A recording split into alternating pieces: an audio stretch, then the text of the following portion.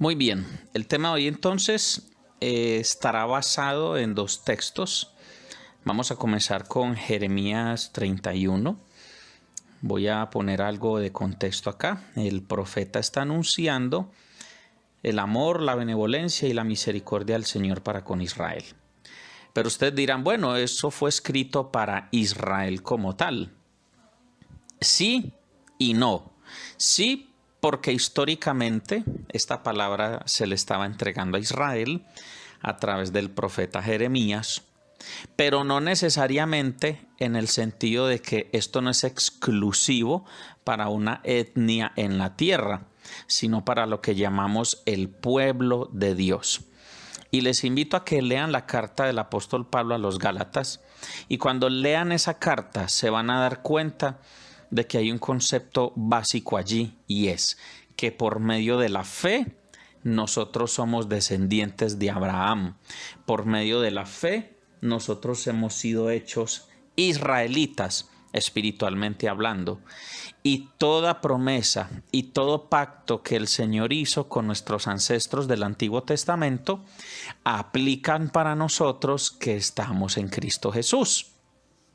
Entonces, esto no es un tema de que necesitemos volvernos judíos o de que seamos adoptados terrenalmente por personas israelitas, sino que nuestra adopción fue ejecutada en lo eterno, en lo espiritual, y sobre nosotros aplican estos beneficios.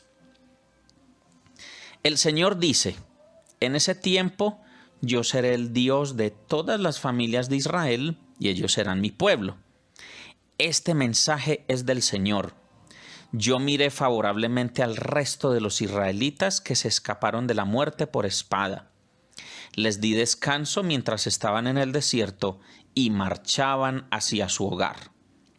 El Señor se le apareció desde la distancia y le dijo, con amor eterno te he amado y por eso te sigo mostrando mi fiel amor. Te construiré de nuevo, serás reedificada. Te adornarás de nuevo con tus panderetas y saldrás a bailar y a festejar con gozo. Volverás a plantar cultivos de uva en las colinas de Samaria. Quienes planten esos campos disfrutarán de la cosecha. Llegará el día en que los centinelas gritarán en los montes de Efraín, vengan y subamos a Sión para adorar al Señor nuestro Dios. En estos primeros 7 versículos, aunque te invito a leer el capítulo completo, tenemos básicamente la promesa de que el haber estado desconectados del Señor, el haber pasado por una época de sequía espiritual, el estar apartados de su gloria, es un proceso que tiene fin. Ese es el proceso del inconverso.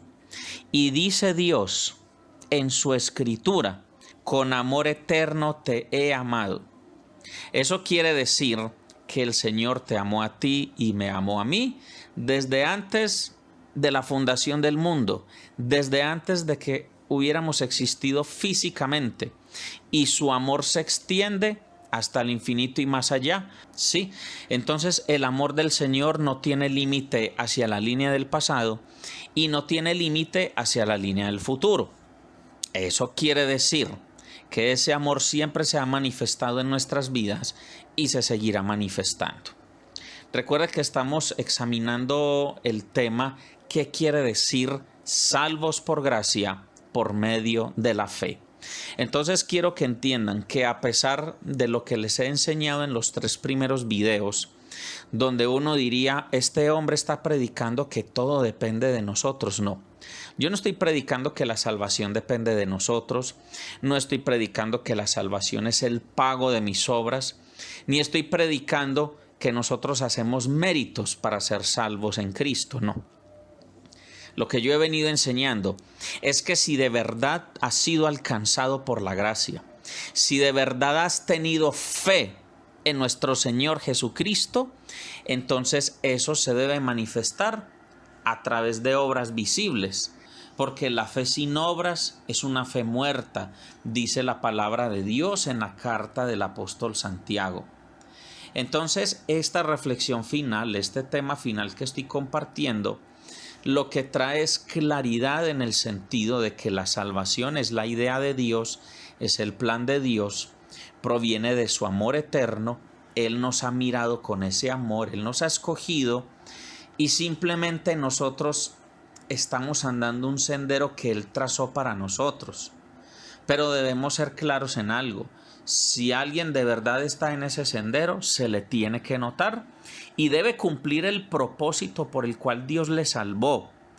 El Señor no ha hecho todo esto para que nosotros sigamos teniendo una conducta religiosa o una conducta mística de decir que vamos a un lugar, de que escuchamos o vemos algo y nos vamos para la casa. La iglesia de Cristo es un organismo, es vivo y tiene que funcionar y tiene que hacer y tiene que manifestarse porque es Cristo el que vive ahí adentro. Vamos entonces a avanzar al siguiente pasaje para que podamos tener mayor claridad de este concepto. Muy bien, entonces vamos a leer en este momento la carta del apóstol Pablo a los Efesios en el capítulo 1.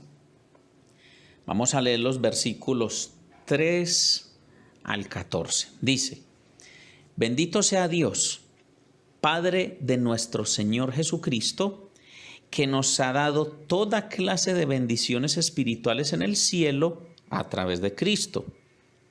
Dios quiere bendecirnos de esta manera porque nos eligió por amor antes de la creación del mundo, para que fuéramos su pueblo santo, sin falta ante Él.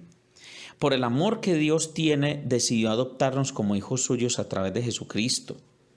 Eso era lo que Él tenía planeado y le dio gusto hacerlo. Dios nos eligió para que así se le honre por su grandioso amor que nos dio gratuitamente por medio de su Hijo amado. La sangre que Cristo derramó en su muerte pagó el rescate para librarnos de la esclavitud. Es decir, que Dios es tan generoso que perdona nuestras faltas y nos mostró abundantemente su bondad. Con completa sabiduría y entendimiento nos ha dado a conocer su plan secreto. Esto fue lo que con gusto Dios quiso hacer por medio de Cristo. El plan de Dios, que se cumplirá a su debido tiempo, es poner bajo el mando de Cristo todo lo que hay en el cielo y en la tierra. Dios nos eligió por medio de Cristo para ser su pueblo, tal como ya lo tenía planeado, pues Él actúa de manera que todo lo que suceda salga de acuerdo con su voluntad. Nosotros los judíos ya estábamos esperando al Cristo desde hace tiempo. Fuimos elegidos para alabarle por su grandeza. Y esto mismo sucede con ustedes. Oyeron el mensaje de la verdad, o sea, las buenas noticias de su salvación, y creyeron en Cristo. Por medio de Él, Dios les puso el sello del Espíritu Santo que había prometido. El Espíritu Santo es un adelanto que se nos da como garantía de que recibiremos lo que Dios prometió. Quien usó la garantía del Espíritu para darnos libertad.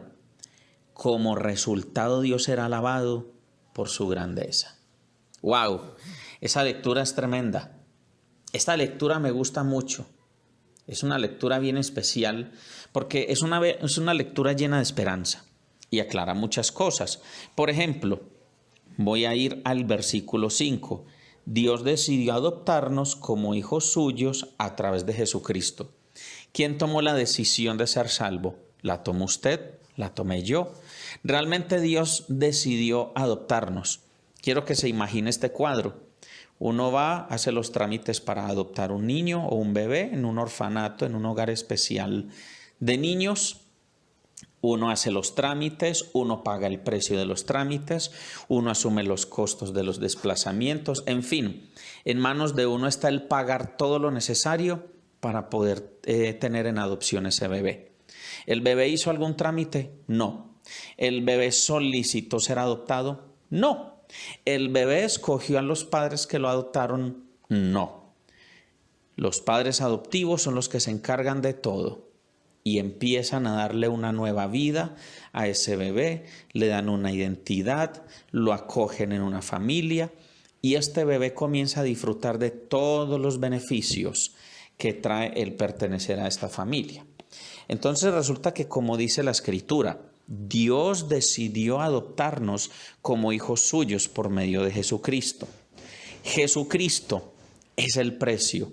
Jesucristo es el cordero que fue sacrificado. Su sangre, un precio sobrenatural, precioso, incomparable e inigualable.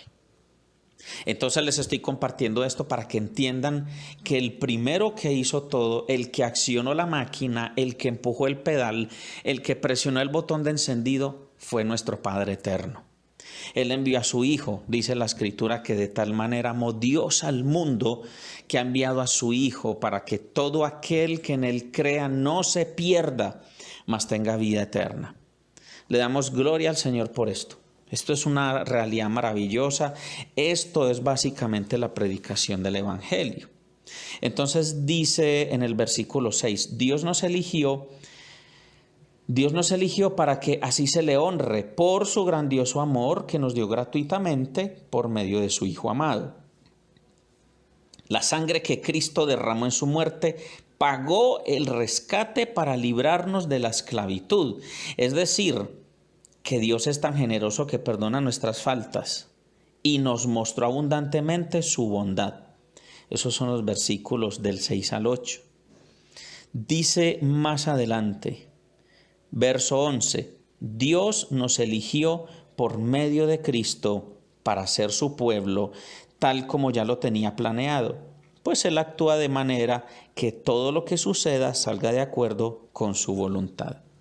Esto que les he venido compartiendo, esta lectura que estoy haciendo, pues no es más, no es menos, sino que es exactamente la gracia de Dios. Es el favor no merecido, es el favor que no estábamos buscando, que no estábamos pidiendo, pero Él por su generoso amor tomó la decisión de escogernos desde antes de la fundación del mundo. Él sabía tu nombre, Él sabía mi nombre, Él nos conocía y nos amó con amor eterno, como lo leíamos en Jeremías 31. Entonces, a través de ese generoso amor, de ese eterno amor, se llega el tiempo cronológico en la tierra de nuestra manifestación y empieza a rodar todo el plan de salvación para que en algún momento de nuestras vidas tuviéramos nuestro encuentro con el Señor. Jesucristo fue el que se paró en el camino, Él fue el que nos puso señales luminosas y Él fue el que se encargó de que nosotros camináramos hacia el Padre por medio de Él, porque Jesús es el camino que nos lleva al Padre. Él dijo en Juan 14:6, yo soy el camino y la verdad y la vida. Nadie viene al Padre sino por mí.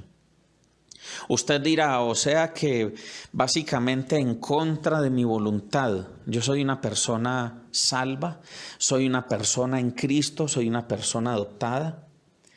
Sí y no. Sí, en el sentido de que por tu voluntad esta situación no fue organizada ni fue planeada, y lo más seguro es que a tu carne no le interesaba el reino de Dios, no le interesaba conocer la Escritura, no le interesaba conocer al Señor, no le interesaba una vida transformada. En ese sentido, esto fue en contra de nuestra voluntad. Pero el problema es que cuando uso la frase en contra, es como si fuera para hacernos algo que no nos gusta, por contrariarnos, no.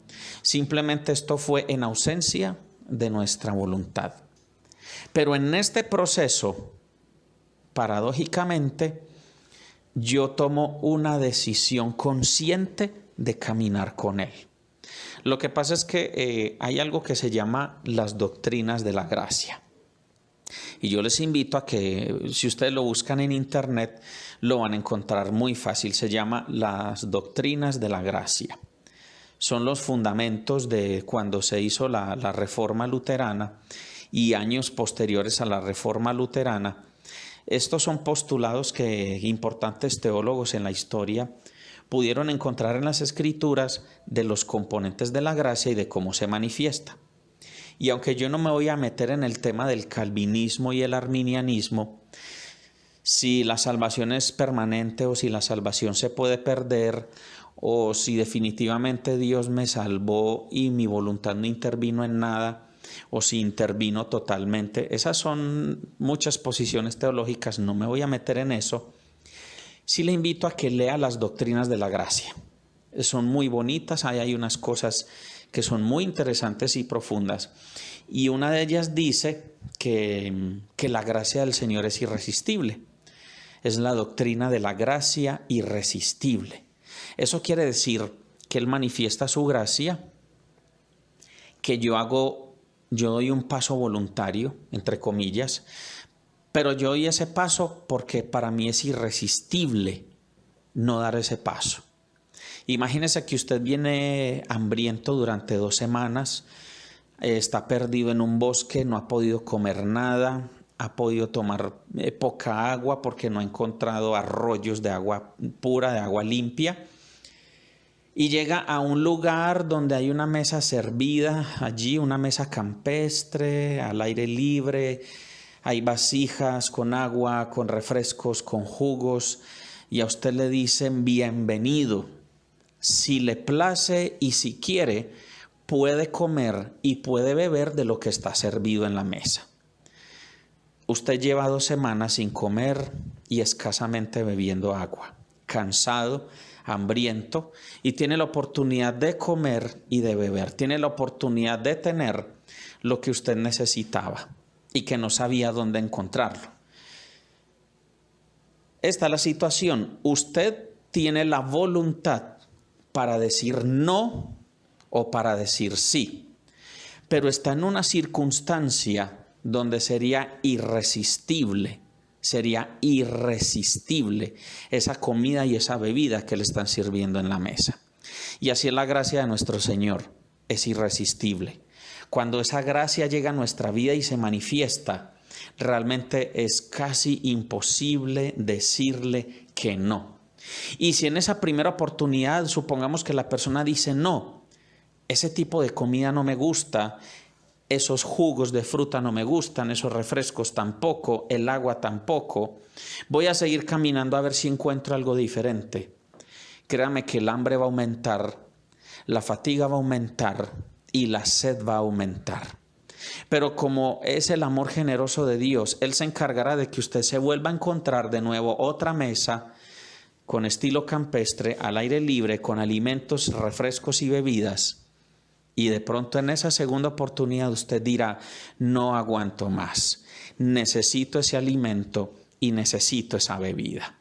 Es un acto de tu voluntad, pero es una voluntad que no se puede resistir a lo que te están poniendo al frente. Él no nos obliga a aceptarlo, pero Él pone todo un escenario con mucha sabiduría, con mucho amor, para que nosotros lo aceptemos. Entonces creo que ya estamos entendiendo de qué se trata, que somos salvos por gracia, por medio de la fe. Pero bueno, usted dirá, ¿por qué Alejandro está escogiendo esa frase? ¿Él por qué está hablando de salvos por gracia, por medio de la fe? Quiero entonces terminar leyendo una porción que está también en la carta a los Efesios. Esta es una carta maravillosa, como toda la Biblia, pero entonces yo le animo a que los textos que yo estoy citando, usted mínimamente lea los capítulos completos de los textos que yo le estoy citando.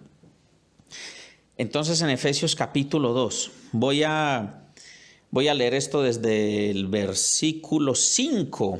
En los versículos 5 al 10 nos van a dejar muy claro este concepto. Dice, Efesios 2, versículos 5 al 10, dice: estábamos muertos espiritualmente a causa de nuestras ofensas contra Dios, pero Él nos dio vida al unirnos con Jesucristo. Fíjense, ustedes fueron salvos solo gracias a la generosidad de Dios. Él nos levantó de la muerte junto con Cristo y nos sentó junto a Él en el cielo. Dios hizo esto para mostrar en el futuro su inmensa generosidad, siendo bondadoso con nosotros a través de Jesucristo. Ustedes fueron salvos gracias a la generosidad de Dios porque tuvieron fe. Esto en otras traducciones bíblicas dice, ustedes fueron salvos por gracia por medio de la fe. De ahí es donde sale la frase, el título de este video, de esta enseñanza. No se salvaron a sí mismos, Su salvación fue un regalo de Dios. Repito este versículo 8 para que lo busquen en otras traducciones bíblicas. Ustedes fueron salvos gracias a la generosidad de Dios, porque tuvieron fe. No se salvaron a sí mismos. Su salvación fue un regalo de Dios. Verso 9. La salvación no es algo que ustedes hayan conseguido, pues nadie puede decir que se salvó a sí mismo. Y versículo 10. Nosotros somos obra de Dios, creados en Jesucristo para realizar las buenas obras que Dios ya planeó de antemano para que nos ocupáramos de ellas. Este último versículo es un sello real a la enseñanza que estoy compartiendo con ustedes. No se trata solamente de que nosotros fuimos sacados de una falsa religión o de que fuimos sacados de un falso culto, de una secta o de un sendero espiritual de ateísmo, agnosticismo, gnosticismo o cualquier sismo. No, nosotros fuimos traídos a la vida desde la muerte, de la desconexión a la conexión. ¿Pero para qué? Para cumplir un propósito. Por eso esta introducción, esta corta serie de 4 videos fue necesaria, porque si ustedes y yo queremos experimentar al Dios sobrenatural y nos queremos mover en el reino de Dios de manera sobrenatural, nosotros necesitamos entender dónde comenzó todo. Todo comenzó en el corazón de Dios. Todo comenzó en un plan eterno. Esto no se trata solo de un cambio de templo, un cambio de reunión o de lenguaje espiritual. Esto se trata de que nosotros, a través de Jesucristo, somos puestos en el escenario real de nuestra vida para cumplir el propósito de nuestra existencia en la tierra y un propósito que va más allá de nuestra existencia en la tierra. Pero solo por medio de Jesucristo nosotros podemos encontrarlo, no por medio de una denominación, de una iglesia, de una institución con un letrero, no. Entonces resulta que esto no es a través de instituciones humanas, esto es a través de Jesucristo. Pero a través de Jesucristo somos llamados a congregarnos porque somos parte de un cuerpo y nos articulamos unos con otros y cumplimos el gran propósito de Dios. Y el Espíritu Santo viene, como leímos ahora, el Espíritu Santo es un sello, es una garantía que se nos entrega cuando creímos en el Evangelio. Ya discutimos de qué se trata creer en los videos anteriores. Y entonces el Espíritu Santo nos llena, nos bautiza y nos da dones espirituales, y los dones de los unos con los dones de los otros nos articulamos y somos el cuerpo de Cristo que avanza y sigue estableciendo el reino de Dios en la tierra. Y es ahí donde comienza la vida sobrenatural con Dios. Y ese es el punto al que quiere llegar la escuela sobrenatural del cristiano normal, porque lo normal para un verdadero cristiano es andar en lo sobrenatural. Entonces, espero que hayan sido muy edificados, espero que sean inspirados, animados y fortalecidos por esta enseñanza. Los videos, las enseñanzas que vengan de aquí en adelante nos empezarán a conectar con aspectos sobrenaturales de la vida cristiana, pero no podíamos llegar a ese punto si no hubiéramos pasado primero por estos 4 videos, por estas enseñanzas básicas. Que el Señor los bendiga y los guarde, que el Señor haga resplandecer su rostro sobre ustedes y tenga de ustedes misericordia. Que el Eterno alce sobre ustedes su rostro y ponga en ustedes paz. En el nombre de Jesús, amén y amén.